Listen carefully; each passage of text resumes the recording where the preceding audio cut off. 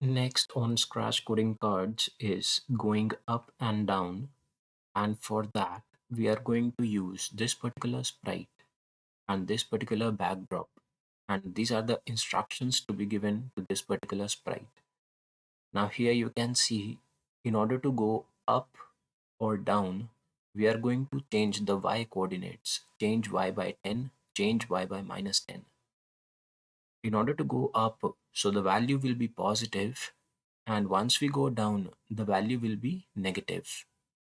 And when we press these arrow buttons, the ones which are shown in blue color, up and down arrow keys from the keyboard, so the sprite will move accordingly on the game stage.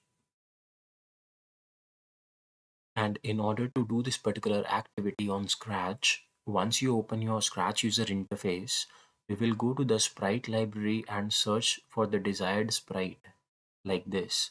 The name of the sprite here would be Hedgehog. And once you click on this, this will be visible on the game stage. We can delete this particular cat as it is not required.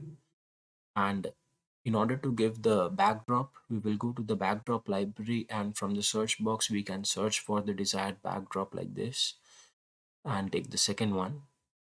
And we can place the sprite accordingly on the game stage anywhere as we wish for.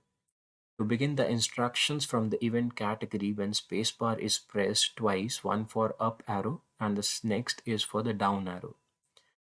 And to make it move on the game stage, we will add move uh, instruction from the motion category, and that would be changing the y location, y coordinates.